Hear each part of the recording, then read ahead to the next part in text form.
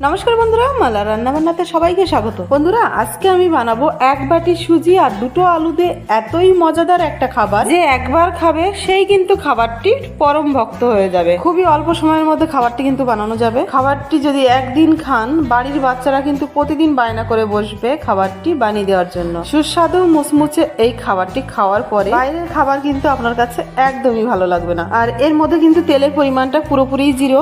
এমন অসাধারণ recipe video দেখার জন্য বন্ধুরা মালা রান্নাবান্নাকে অবশ্যই সাবস্ক্রাইব করে রাখবেন। পাশে থাকা বেল আইকনটাও মনে করে প্রেস করে দেবেন, তাতে করে আমার ছাড়া নিত্য নতুন রেসিপি ভিডিওগুলো সবার আগে আপনি দেখতে পারবেন। ভিডিওটি প্রথম থেকে শেষ অবধি ধৈর্য সহকারে দেখবেন, তাহলেই আমার মতন সুন্দর একটা রেসিপি আপনিও বানাতে পারবেন। প্রথমে আমি দিয়ে দিচ্ছি কড়াইতে মাত্র 2 চা চামচ তেল। তেলটা গরম হতেই তেলের মধ্যে আমি দিয়ে দিলাম আধা চা চামচ জিরে। জিরেটা চটপটাতে দিয়ে দিতে হবে কটা কারি পাতা ছোট ছোট করে ছিঁড়ে। দিয়ে দিলাম 1 বাটি জল। গ্যাসের ফ্লেম কিন্তু লোতে রাখতে হবে। তারপরে দিয়ে দিচ্ছি 1 বাটি মাপ করে 1 বাটি সুজি। সুজিটা দেওয়ার পরে সঙ্গে সঙ্গে নাড়াতে চাড়াতে থাকতে হবে। আর এই সুজিটা কিন্তু কয়েক সেকেন্ডের মধ্যে জলটা পুরোপুরি টেনে নেবে। এই পর্যায়ে গ্যাসের ফ্লেম কিন্তু অফ করে দিতে হবে। গ্যাসের ফ্লেম অফ করে দেওয়ার পরেও কিছুক্ষণ ধরে এরকম ভাবে নাড়াতে চাড়াতে থাকতে হবে। তারপরে কড়াই থেকে কিন্তু সুজিটা প্লেটে তুলে নিতে হবে। এবারে অপেক্ষা করতে হবে সুজিটা একটু ঠান্ডা হওয়ার। সুজিটা যখন সামান্য ঠান্ডা হয়ে যাবে তখন হাত দিয়ে মাখলে ঠিক এইরকম একটা ডো তৈরি হবে। যদি হাতে একটু লেগে যায় তাহলে সামান্য একটু তেল লাগিয়ে নিতে। আমি কিন্তু আমার হাতে তেলও লাগাইনি, আবার আমার হাতেও লাগেনি।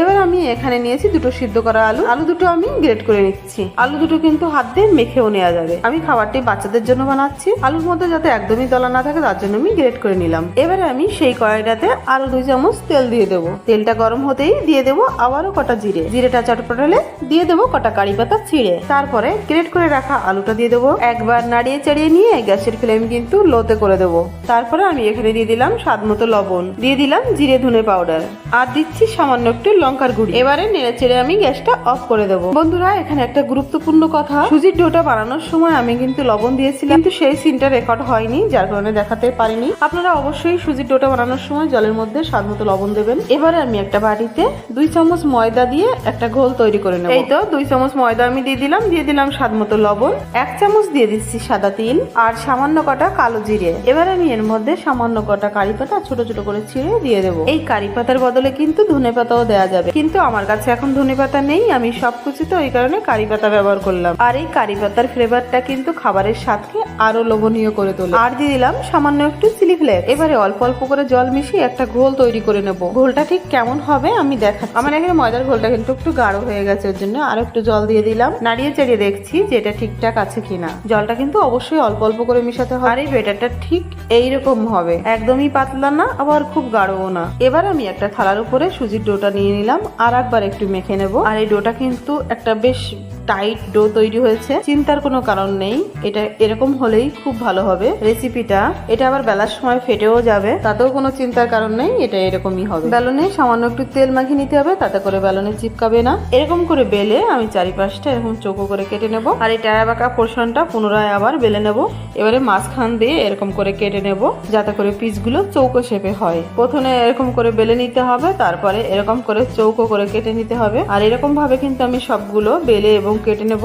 আমি আবারও একবার বলছি, এই সুজির ডোটা আমি যখন বানিয়েছিলাম, জলটা প্রথমে দিয়েছিলাম 1 বাটি, সেটার মধ্যে আমি কিন্তু সামান্য লবণ দিয়ে দিয়েছিলাম স্বাদ মতো। সেই ক্লিপটা কিন্তু আমার রেকর্ড হয়নি, যার কারণে ভিডিওতে আমি দেখাতে পারলাম না। আর এই ডোটা বানানোর সময় আপনারা অবশ্যই লবণ দেবেন।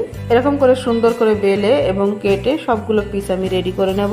আর এই কাজটা করতে কিন্তু আমার খুব বেশি সময় লাগছে না, খুবই অল্প সময় লাগছে। আর এই সুজির ডোয়ের চৌকো শেপের যে রুটিগুলো সবগুলো কিন্তু আমার বেলা কাটা হয়ে গেছে। এবার চলে যাই এটা বানাতে হবে কি করে সেটা দেখাবো। এই যে 1 পিস নিয়ে নিলাম হাতে, সামান্য একটু আলু নিলাম, এই যে গোল গোল করে নিচ্ছি। মাঝ বরাবর রেখে প্রথমে বিপরীত 2 কোণা জুড়ে দিতে হবে। তারপরে বাকি বিপরীত 2 কোণ একটি আরেকটির সাথে জুড়ে দিতে হবে এরকম। তারপরে এই যে ফাঁকা অংশগুলি টিপে টিপে এরকম করে বন্ধ করে দিতে হবে। এটা দেখতে কিন্তু দারুণ হয়। অরিজিনালে যত সুন্দর দেখাচ্ছিল ভিডিওতে কিন্তু অতটা ভালো দেখাচ্ছে না। তো এইভাবে বাড়িতে একদিন এই রেসিপিটা বানান, অসাধারণ একটা রেসিপি। এইভাবে বিপরীত 2 কোণ এক জায়গায় এনে জুড়ে দিতে হবে, বাকি 2 কোণ একইভাবে জুড়ে দিতে হবে। আর এই ছাইগুলো একটু টিপে টিপে এইভাবে বন্ধ করে দিতে হবে। বালিশের মতন দেখতে এই খাবারটি কিন্তু দারুণ লাগে দেখতে। তো বন্ধুরা এইভাবে কিন্তু আমি সবগুলো পিস তৈরি করে নেব। আমার তো এটা বানাতে খুবই ভালো লাগছিল আর দেখতে কি যে দারুণ লাগছিল কি বলবো। এরকম ভাবে আমি সবগুলো বানিয়ে নিলাম। তারপরে 2 চামচ ময়দা দিয়ে যে ঘোলটা আমি আগে থেকে তৈরি করে রেখেছিলাম ওর মধ্যে দিয়ে ডিপ করে নিয়ে তেলের মধ্যে কাঁটা চামচের সাহায্যে দিয়ে দেবো। আমার করার আকারটা যেহেতু বেশি বড় না সেই কারণে আমি বেশি দেব না, একবারে 2 থেকে 3 পিস দিয়ে ভেজে তুলে নেব, তাতে করে উল্টাতেও সুবিধা হবে।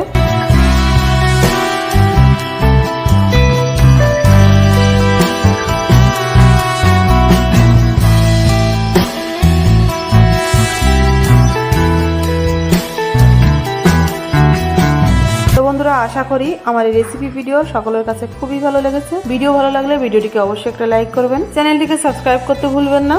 আপনার মূল্যবান সময় বের করে আমার রেসিপি ভিডিও দেখার জন্য সকলকে অসংখ্য ধন্যবাদ। আমি ফিরে আসছি আরো একটা নতুন স্বাদের ভীষণ মজার রেসিপি ভিডিও নিয়ে। ততক্ষণে সবাই খুব ভালো থাকবেন, সুস্থ থাকবেন, মালা রান্নাবান্নার সাথে সদা সর্বদা জুড়ে থাকবেন।